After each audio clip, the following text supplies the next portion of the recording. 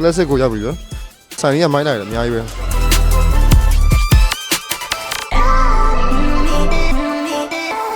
ဘယ်လိုလဲမနက်စာဘာမှစားထားလဲ အပါစားတယ်လို့ဂျိုင်းဆွဲပါ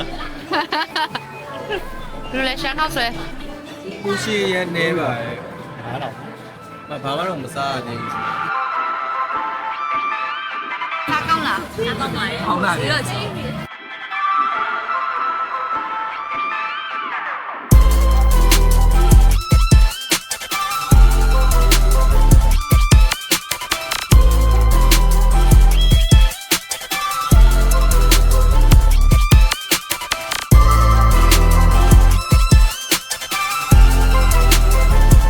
ခုဆိုရင်ကျွန်တော်တို့ဒန်းမြန်မာဖွဲ့သားတွေကပသိမ်မျိုးတွေကိုရှောင်းနေပြီပေါ့နော်အခုကကျွန်တော်တို့အပေါ်သွားဘာညာပေါ့ခဏနေကြလို့ရှိရင်တောင်ပတ်မယ်တောင်ပတ်ပြီးလို့ရှိရင်ငွေဆောင်ရောက်ပါပြီအချိန်ကတော့ထင်ထားတာထက်စောပါတယ်အဲ့တော့ဒီဗီဒီယိုလေးကိုအဆုံးထိလိုက်ကြည့်ပေးကြပါဦးခင်ဗျာ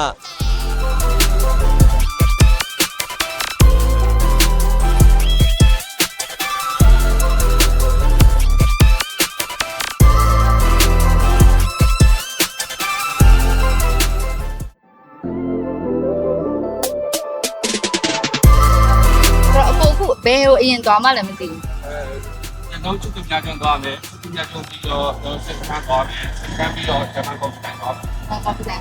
ကဲ့ဆိုတော့ဒီ3ခုအရင်သွားမယ်ချစ်သူများကြတော့ ready ပဲလား ready ပဲရင်ခုန်နေပြီ so let's go အခုပင်လဲကိုမြင်ရတော့မယ်โอ้မြင်ရတဲ့နေရ okay let's go ကျုံးမော့တင်ပေးကျုံးမော့တင်ပေးဘယ်လောက်လဲကို သူကတယောက်ကိုတောင်းတာ အဲကျုံးမော့ကိုဘာနဲ့တင်ပေးရလဲ တော့စပီယုတ်လေးနဲ့ဘုံအပျော်ပတ်စီမယ်ပြီးကျွန်းပေါ်တင်ပြီးအသွားပြန်ပြီးစောင်းအောင်ပြီးတယ် တသား အပျော်ပါတယောက်လည်းတောင်းအောင် โอ้ဆိုမိုက်တယ်အခုတကယ်ချစ်တွေ့များကြုံမရဘူး look at hi နောင် Hi ဒါခုတော့ရောက်ပါ ရောက်ပါပြီနှစ်ဖွဲ့ရောက်သွားပါပြီ Hi guys လူဆုံးသွားပြီ 9ယောက်ရှော့အောင်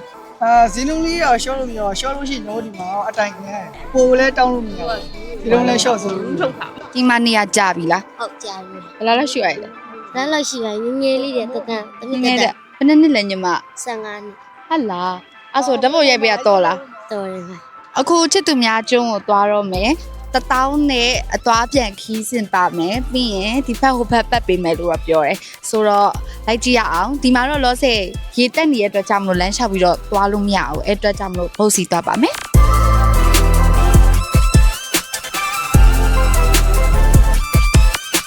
သွားမယ်ခန်းစားချက်လေး တစ်ခါမှမသိဘူးပေါ့နော်ဒီစစ်သူများကျွန်းဆိုတာလေဒါပထမဦးဆုံး first time လို့ပြောလို့ရတယ်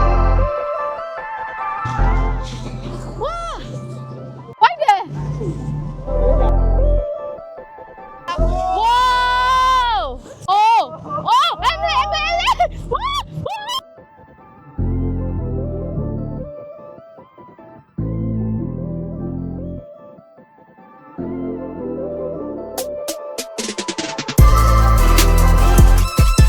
ကဲအခုကတော့ချစ်သူများအကျုံးကိုရောက်လာပါပြီအဖွဲရတော့အတီးတီးဓာတ်ပုံတွေရိုက်နေကြပြီပေါ့နော်အခုနောက်တော့လည်းရာယူပါပြီပုတ်စီးရတဲ့ feeling လေးပြောပါ အရန်အော်ရတယ်အရန်လည်းကြောက်တယ်လုံးဝပုတ်ကြီးရဒလို့လို့ရိမ့်နေတဲ့အချိန်မှာဘလို့မှမခံစားနိုင်ဘူးတော့ကြောက်စရာကြီး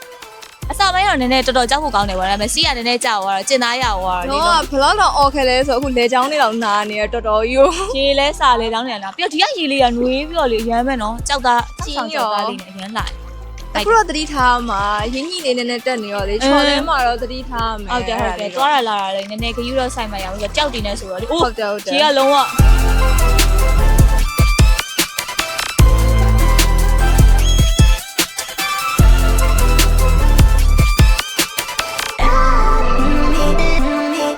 အခုချစ်သူများကျွန်းသွားလာပြီပေါ့နော် အားလုံးပဲဘိုက်တွေအရန် စားနေပြီဒီ coffee ဆိုင်မသွားခင်မှာအရင်ဆုံးဘိုက်ဖြည့်မယ်ပေါ့နော်ဆိုတော့အရင်ဆုံးဒီမှာတော့ထမင်းဟင်းကတော့အစုံရတယ်နော် seafood စီးရပါလို့ ထမင်းနဲ့ဟင်းတပွဲကို okay အဝစားအော် မာလာရှန်ကောကတကွဲ1200စီးပူးနဲ့ဆို2000နဲ့ပြင်းချင်း9တုတ်က3000နဲ့ အော် no seafood ကတော့တော့ပြီ စီးပူကတော့ seafood ကတော့တော့ပြီတရားဝက်ကလေးစားလားဟုတ်ပါ ဒါကျန်တဲ့နေ့ဒါဟောင်းချုံတော့ အဝတ်သား အစုံကဗာလဲဟိုဟင်းအစုံကို9000လားဟုတ်ပါဘူးဟင်းတူမျိုးနဲ့အရန်ဟင်းနဲ့ငပိတို့ပြန်နေ ရန်ကြီးကပေးရတယ် ညနေရထည့်ပေးတဲ့ဒါစားနေ အဲ့ဆိုကြက်တဲမြင့်နဲ့တပွဲ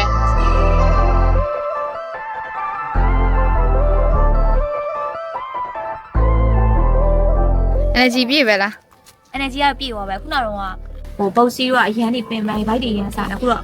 ခမင်းကောင်းကောင်းစားဖို့ဆိုအပြည့်သွားပါဒီကိုရီကတော့အရန်ကိုစိတ်ရှိရတယ်လားပြောလို့ရှိရင်တို့လမ်းတွေမတိတာတွေဆိုင်တွေမတိတာတွေပေါ့နော်ဘယ်ဆိုင် ကောင်း ပြော တဲ့ လိုက် ဆိုင်တွေပါပြပေးရနော် ဟုတ်တယ် ပြီးတော့အစားတောက်လည်းစားလို့ကောင်းတယ်လို့မျိုးပဲပြီးတော့နောက်တစ်ခါဘယ်လိုပြောရမလဲစိတ်ရှိရှိနဲ့စောင့်ပေးရနော်ဖုန်း အကြာရွယ်ဆောင်ပေးရတာဟုတ်တယ်ဖုန်းဆက်ခေါ်လိုက်လို့ရှိရင်လေကိုရောက်နေတဲ့နေရာကိုလိုက်ပြီးတော့ခေါ်ပေးရကွာပြပြမှုပေးရအဲ့လိုအကျိုးပေါ်ရန်လုပ်ပေးရရန်စိတ်ရှိတယ် ချက်ချင်းကိုလာလုပ်ပြရ ဟုတ်ကဲ့ပါအခုကအိုးဝေကိုရီနဲ့မိတ်ဆက်ပေးမလို့ပါဟုတ်အခုနာမည်လေးတစ်ဆက်လာ ဟုတ်ကျွန်တော်ကိုမင်းပါဗျ ဟုတ်အခုက ဝေဆောင်ဦးကျော်ပါဗျ ဟုတ်ဒီကိုကတော့ဥက္ကဋ္ဌလို့ပြောရင်အိုးဝေပဲလေဟုတ်အခုတော့အဖွဲ့အကြောင်းလေးနည်းနည်းလောက်ပြောပြပေးပါဟုတ် ကျွန်တော်တို့ဖွဲရတော့စီကံတကြလေးဖြစ်အောင်လုပ်ထားပါတယ်ဗျ အခုနောက်တော့ကိုတို့ဒီမှာလေး view point တွေပါလေလိုက်ပို့ပြီးရဆိုတော့အဲ့လိုဒီခီးစင်ရဲ့အကြောင်းအရာလေးပေါ့နော်အဲ့ဒီလည်းနည်းနည်းလောက်ပြောပြပေးပါလား လာမလို့ကျွန်တော်တို့ကြတော့ဗျာကျွန်တော်တို့ဟိုဘက်မှာဆိုငွေကျွန်းဖျားသုံးစုရှိတယ်ဗျာကျွန်တော်တို့လေပတ်မှုအဲ့ဒီရှိတယ်အဲ့ဒါမျိုးကြတော့အဲ့နှစ်ခုတည်းသွားမှဆိုရင်ကျွန်တော်တို့ကကျွန်တော်တက်မှတ်တဲ့ဇီလေးကတော့အသွားပြန်4000ပါဗျာအဲ့လိုမှမဟုတ်လို့ဗျာကျွန်တော်ဒီဘက်မှာဆိုရင်ချစ်သူများကျွန်းရှင်စကန်နောက်တော့ကျွန်တော်ဒီ coffee ဆိုင်ပေါ့ဗျာဒီ3နေရာသွားမယ်ဆိုရင်ကျွန်တော်တို့တက်မှတ်ထားတာကတော့4000ခွဲပါဗျာ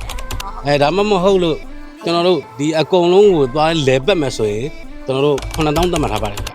တော့တနေ့လုံးစားပါ ဒီခီးစဉ်ပြီးတဲ့အထိပေါ့ဗျာနော် ဟုတ်ကဲ့ပါဟုတ်အဲ့ဆိုအကိုတို့လေးအကယ်ဆက်သွယ်ခြင်းနဲ့ဆိုလို့ရှိရင်ရောဖုန်းနံပါတ်လေးတစ်ချက်လောက်ပြောပေးမလားဟုတ် ကျွန်တော်ဝေဆောင်ဦးရဖုန်းနံပါတ်ကတော့42531126ပါဗျ အော်လေးနှစ်နှစ်9 3 1126ပါဗျ ဟုတ်ကဲ့ပါဟုတ်အဲ့ဒါဆိုလို့ရှိရင်ဆိုလင်းတို့ဒီငွေဆောင်ရောက်လာတဲ့အခါမှာအိုးဝေလေးနဲ့ခီးဟိုသွားဒီသွားလှုပ်ချင်တယ်ဒီကိုင်းနဲ့ပေါ့နော်ဆိုင်ကိန်းနဲ့မသွားချင်ဘူးဆိုလို့ရှိရင်ဒီကိုရီကိုဆက်သွယ်လို့ရပါတယ်နော်လုံးဝအရန်စိတ်ရှည်ရနော် service ကတော့အရန်ကောင်းတယ်သလားဆိုလင်းလို့ဆိုရောက်ကြတဲ့ကဒီကိုရီနဲ့ဆက်ပြီးတော့ပဲလေဟိုသွားလိုက်ဒီသွားလိုက်ဘယ်ဟိုတယ်ဟိုသွားဒီသွားညီမတို့ဒီရိုက်ကူးရေးတွေအစားလေးဒီကိုရီနဲ့ပဲသွားရဆိုတော့လေအဲ့တော့ဒီကိုရီကိုဆက်သွယ်လို့ရပါတယ်လို့အားလုံးပဲ ကဲငွေဆောင်မှာအခုလိုမျိုးလာရောက်လဲပတ်မဲ့လူတွေအတွက်ပေါ့နော်ဒီအိုးဝေဆိုရင်လဲကိုရီတိတိကျကျရွေးပေးလိုက်ပြီးငွေဆောင်ကပိတ်ရလင်းနေပြီဆိုတော့လာကြမဲ့လူတွေအတွက်ဒီ group တွေမှာလိုက်ရှာနေစရာမလိုတော့ဘူးเนาะဒီ vlog တစ်ခုထဲနဲ့တင် okay မှာ